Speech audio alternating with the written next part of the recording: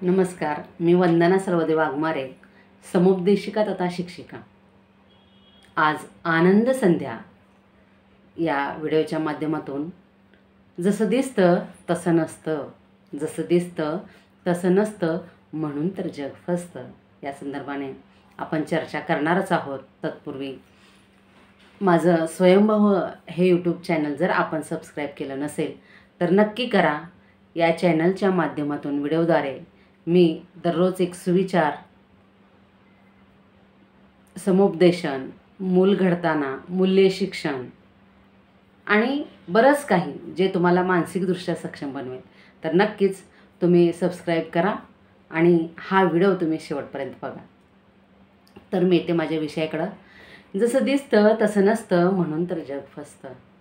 आपण प्रत्येक गोष्ट जी आपल्या डोळ्याने अशी उघड्या डोळ्याने दिसते ती खरीच आहे असं समजून आपण विश्वास टाकतो किंवा त्या गोष्टीमागच्या कारणीमीमांसा आपण ओळखत नाही किंवा तेवढी आपण तसदी घेत नाही, तेवढा वेळ देत नाही।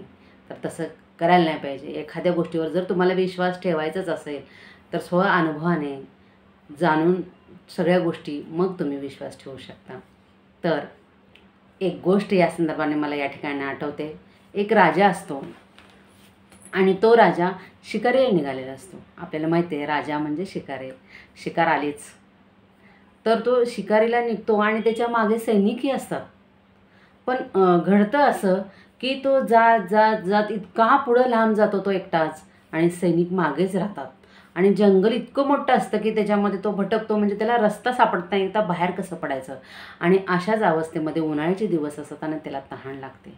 पाण्याची खूप शोधाशोध करतो तो, पाणी काही त्याला दिसतच नाही आणि मग फिरून फिरून एका झाडाखाली येऊन तो थांबतो आणि मग थांबल्यानंतर टपकन एक थंडगार थेंब पाण्याचा त्याच्या कपाळावरती पडतो। तसा त्याला खूप आनंद होतो। तो वरती बघतो तर आणखीन एक थेंब पडतो आणि मग लगेच तो काय करतो, त्याच झाडाचं एक पान घेतो आणि त्याचा द्रोण तयार करतो आणि मग जे टपटप पडते त्या ठिकाणी तो धरतो।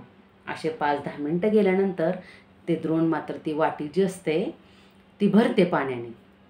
भरल्यानंतर या राजाला खूप आनंद होतो आणि तो म्हणतो की आता मी एवढं पाणी पितो आणि मला खूप छान वाटेल।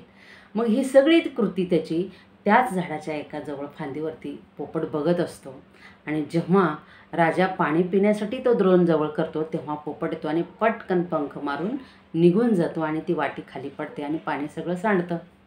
राजाला भयंकर राग येतो, परंतु तो काही करू शकत नव्हता कारण त्याला तहान लागली होती आणि पोपट उडून गेलेला होता। मग पुन्हा एक झाडाचं पान तोडतो आणि त्याचं द्रोण बनवतो आणि पुन्हा ते जे पाणी पडतं आहे तिथं धरतो आणि पुन्हा एक 5-10 मिनिटांनी ती वाटी भरते आणि पाणी पिणार तितक्यात पुन्हा पोपट त्याला पंख मारून जातो।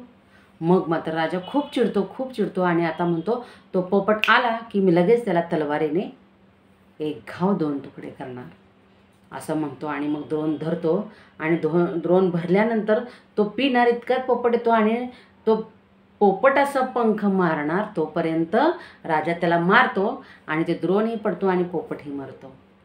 मग राजा म्हणतो, विचार करतो की आता आपण असं हे द्रोण करून वेळ वाया घालवायचा नाही। जिथं पाणी पडतंय, जिथून पाणी पडतंय आपण तिथं जाऊन तिथं डायरेक्ट थंडगार पाणी पिऊया असा तो विचार करतो आणि झाडावरती सर चढतो आणि वरती जातो आणि बघतो तर त्याच्या अंगावर सरदिशी काटा येतो। तो खूप घाबरतो। का घाबरतो माहिती आहे? तो भला मोठा अजगर बसलेला असतो, असं वेटोळे घालून तो झोपी गेलेला असतो आणि त्याच्या तोंडातून ती लाळ पडत असते जी विषारी असते। मग मात्र राजा घाबऱ्या खाली उतरतो आणि अतिशय त्याला वाईट वाटतं, खूप दुःख होतं।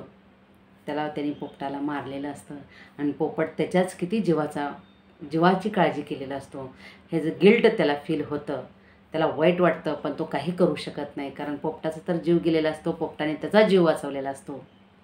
ह्या गोष्टीवरून आपण एकच मुद्दा लक्षात येतो की आपण कोणतीही कृती करत असताना किंवा एखाद्या गोष्टीवरती विश्वास ठेवत असताना ती आपल्या बुद्धीच्या कसाने किंवा आपल्या विचाराच्या दृष्टिकोनातून ट्रस्ट करण्या अगोदर ती तपासून पाहणं हे क्रमप्राप्त आहे आणि ते केलंच पाहिजे।